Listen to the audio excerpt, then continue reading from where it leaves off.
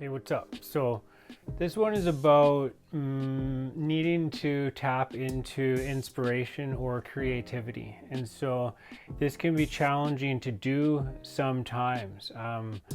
But I have sort of developed a philosophy around this, and I have some experience with it, which I'll speak to right now. So, I recently had an experience where, because becoming a yoga teacher, I am now beginning to develop and offer a lot of my own yoga flows, yoga sequences, classes, and stuff like that. And you have an hour to put together a show for what it's worth, and everything needs to flow very nicely because you have 20 25 people staring at you for 60 minutes expecting you to direct their every single move without fail, right? And so there's a bit of pressure there in order to perform, I guess. And so the thing is, so coming up with some of these flows, sometimes it's challenging because you don't want whatever it is that you're coming, like even if you're an artist, if you're painting a picture, if you're making music, or if you're writing a book, you don't want it to be repetitive, at least for myself. I like the things that I come up with to be very authentic and original and genuine and sincere, and just for it to be inspired by something, for it to be natural, organic, and not just like a cut and paste carbon copy kind of deal, right? It's like, so how do we tap into that? It's challenging it sometimes. And so what I have learned is that what is important is just to put in an effort. And so it's like, when you need to perform, when you need to get something out, when you need to come up with something. And so the question is, how do you go about doing that? And so for myself, when it was like, the clock's ticking, where it's like I have a couple days to come up with and perfect a class that I'm going to be teaching to a bunch of people. And so and the thing is like, I need to come up with it, and then I need to refine it to a great deal. I need to practice it and make sure that everything happens within a certain time frame, or else it doesn't work. You can't just have like time left over. You really need to when you need to make something come together. And so sometimes I leave things close to the last minute. It's just I don't know why, but I mean, it happens. But still, like, I leave myself enough time to do things. And so what it is, sometimes I'll sit down. It's like, okay, and I'm looking through books. I'm looking for some inspiration. I'm looking at other things. I'm racking my brain.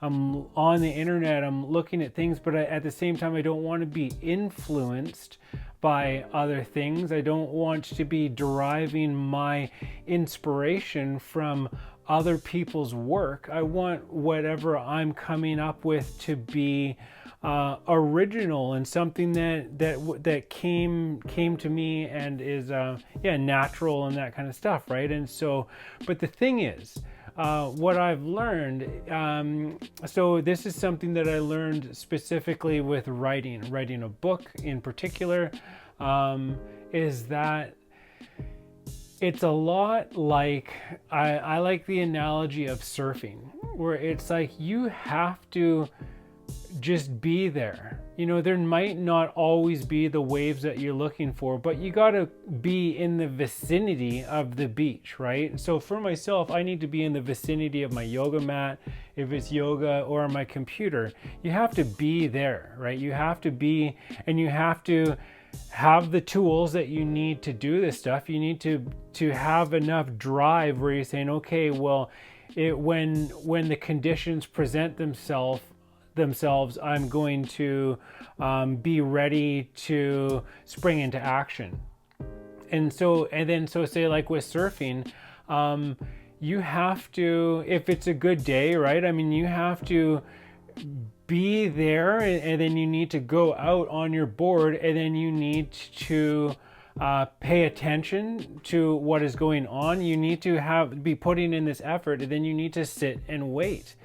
And the thing is like, You have to, so like you, and what is it? You need to practice discernment. You need to recognize that not every single wave that comes along is necessarily the one that you want to jump on. It's not necessarily going to take you to where you need to go. So you need to be there. You need to be ready. You need to be paying attention. You need to be in the right frame of mind. You need to be diligent. You can't sleep on it. You have to just be, and then you have to be, for lack of a better word, patient. You need to, and then all of these things, and then wait for the right wave to come along. And then when it does, you need to practice what you have trained for. And then you need to make sure that you don't lose focus, so that you can't get distracted while you're out there. You have to pay attention, because if you get carried away with what you're doing, and you can, what is it? I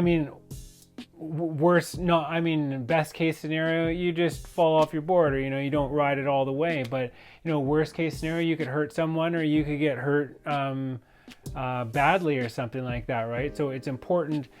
And so I just really like this analogy for when I needed to come up with a yoga flow.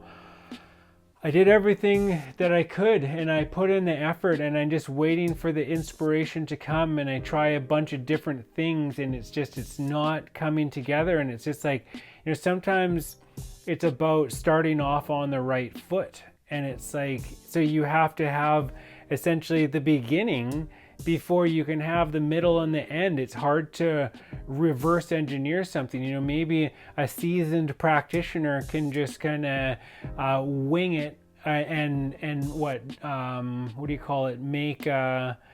Do better with whatever circumstances present themselves than somebody who is a novice. But when if you're not in that place where you have a ton of experience with you, where you're able to kind of, do better, do more with less, you have to wait. But then it always happens, at least for myself. And sort of more talking about writing, it's like sometimes I will sit there and it's like nothing's coming out, and it's like, oh no. Sometimes it's like, if it's not flowing, and you think, you have to be careful, because you can do more damage than good if you start picking something apart that was already pretty good, but you're just not there wherever it is, whether it's emotionally or mentally or whatever it is, energetically. It's just not exactly where the juices are flowing at that particular time. And so but it might be 2:00 in the afternoon, and you have to prepare for it. You can't give up at any time. And so one of the things that is really important for at least my crafts is that you can't eat. The moment that you start eating food, it changes your energy. You start digesting things physically instead of processing things mentally and emotionally and tapping in. It changes everything once you start putting food in your mouth. And so you have to be very careful with that. And also taking stimulants and stuff like that. If you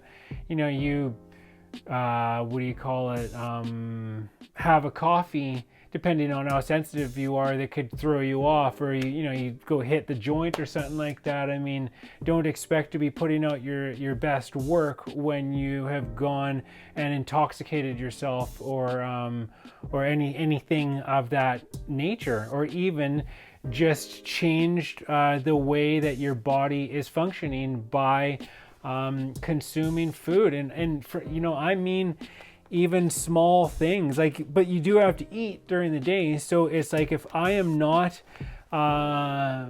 writing at my potential, I will only eat something that is extremely easy to digest so that it doesn't bog me down at all. And I'm talking like a couple bananas, a couple of mangoes, some oranges, things like that. And never, so mono meals, never mixed with anything else, so that, you know, in the meantime, at least you are nourishing your body. And you, because it takes energy, you know, to use your brain and to do all this kind of stuff and to figure things out. It's a challenging process, but I mean, yeah, it has always been the experience of mine that if you just follow this type of formula, when I follow this type of formula, inspiration always presents itself. And then one thing leads to another, and then all of a sudden,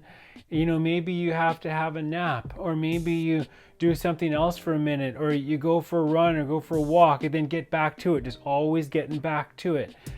So it's like even though you can do other things momentarily, it's all as a part of just trying, making an effort to advance whatever it is that you're working on. But at least for myself, every time I do this, there always comes a time. It might be 5 o'clock at night. It might be the next morning. But that's what it is to stay focused. Is that it's like you have to be, you know, patient. You have to be ready and wait for it to happen. But then when it does, you know, then it's good. Then you can get out whatever you need. You can tap into things, and then it all kind of comes together. And like all of the progress or everything that you were working on in the meantime, all of a sudden it becomes clear that all of that stuff really complements what it is that you're doing when you actually do tap in, and everything starts coming together. And so that's why there's this phrase, I believe it's from this book called Atomic Habits. I've not read this book. I've just heard the phrase before. But it is something like to do with this idea that even when it seems like you're not making progress, you are.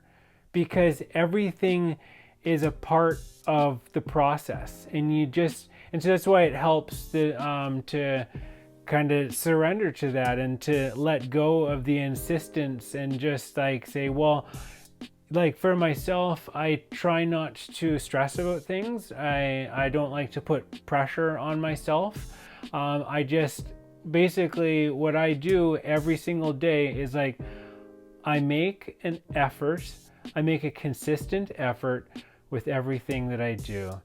I make an effort to stay organized, and I do my best. That is what I'm capable of, and it works. And so that is my 2 cents, but it's working for me so far, right? And that is that.